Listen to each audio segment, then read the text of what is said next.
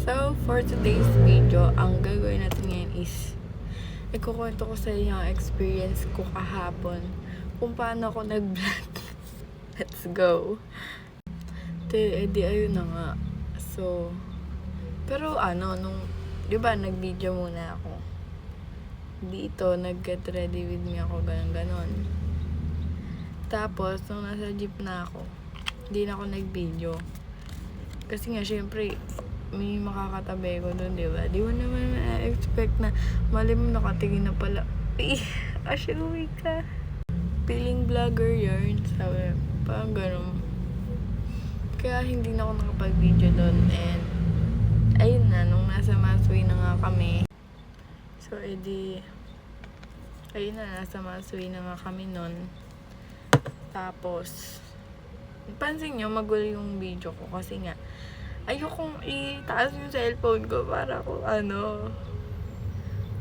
talagang nahihiya pa talaga ako. Talaga.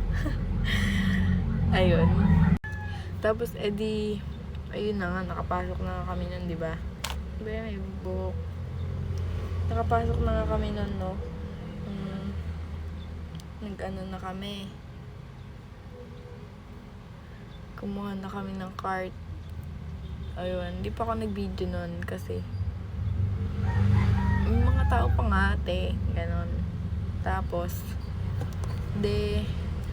yun na nga, nung nag-start na kami, namili na kami. Yung first clip ko dun, di ba, sabi ko pa nga, nakatingin ka ako si kuya, ganon. Tas, ayun. Tapos nung pagkadating namin doon sa may kabila, yung nagpapak na sila ng so yun na nga, nagpapak sila. Buti nakita ko naka-filter pala. So magka-concealer na ako muna. So ayun na nga may lalaki dun na sa taas nagpapak. Tapos natingnan ko siya ganun. Hindi Diyos ko. Paka-OA. Parang nakita niya kasi ata ako na nagbibideo. Ganon. Sabihin ko pa nga, Kuya, shoutout sa'yo. Charot. Kuya, hi ka naman sa vlog ko. Ay. Hindi pero di ko sinabi yun. Di nga malakita sa video ko yun, di ba? So, ayun, ganun nga. Ganun yung parang naging eksena doon. Basta nakakahiya kasi syempre first time ko palang mag-vlog. Di ba? Hindi naman yung tulad nito, ako lang mag-isa, di ba? Hindi ako nasa public. Kaya so next time hindi na tayo mahihiya. Ay, talaga naman. So ayun lang nahihiya lang ako noon that time. Share ko lang. Baka try nyo din Ay, hindi. Ganun lang ang life.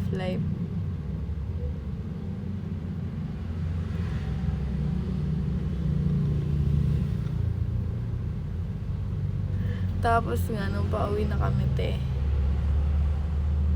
napakainit na. Parang kukunin ka na ni Santanas ba? Ganon yung yung feeling.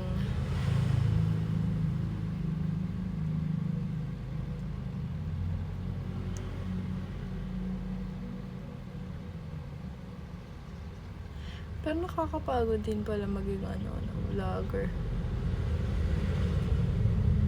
Kasi video mo na, edit mo pa. Wow ka dyan. So magbablush on na tayo. Teka lang. So ito na yung gagamitin ko, ang powder. Powder blush na mabilis mawala. Ewan ko ba? Sa Shopee ko to binili eh. So, ayun na nga. So, eto nga pala yung nabili kong container nun. Pinagdagdag ko na siya ng sponge. Wow, ang dumi. Etong isa, di ko naman siya ginagamit. Yung isa. Mga nasisira sila pag nilalaban. Ano gagawin? Gamitin ang gamitin. Yung isa nga nasira eh. Nabalatan.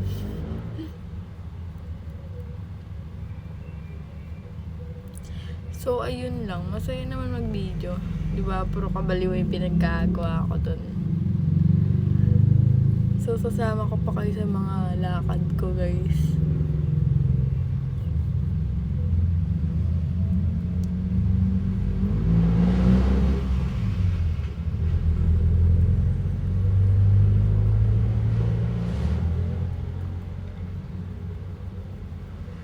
Ayun, nagpa-powder lang ako dyan. Powder blush.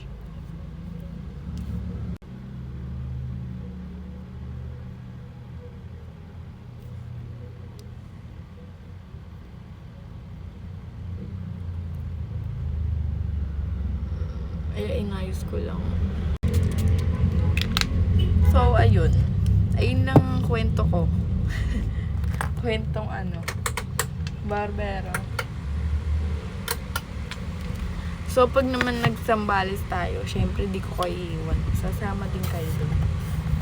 Ganon. Hala, wait lang, maubos pa rin tayo. Ito naman, konti na. Lumalaban pa naman. So, ayun nga, te. I think, pag nagsambalis ako, may mga videographer ako. Wow! Videographer. Siyempre, mga church yun eh, di ba? May mga camera, ganon. Siyempre, may mga close din ako dun. Kahit di yun ako gamitan ng camera, cellphone ko na lang. Masaya na ako dun. Mabidyohan lang. So, ayun lang. Sobrang init, no? Mahirap pala pag nasanay ka sa aircon eh. Yung parang pag nasa initan ka na, isang kibot mo lang. Diyos ko, tumatagaktak na ang pawis.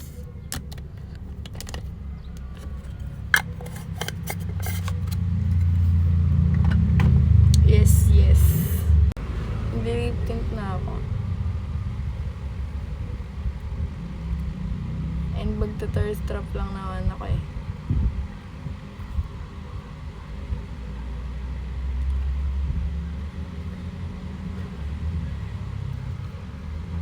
Wala, nalagyan siya.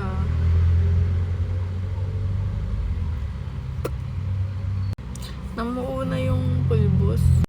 Mabilis ang eyeshadow na lang to. Wow.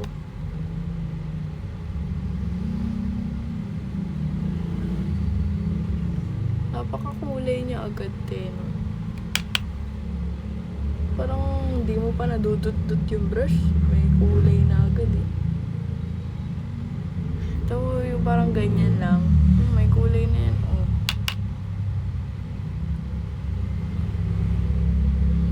Sobrang kapit na kapit.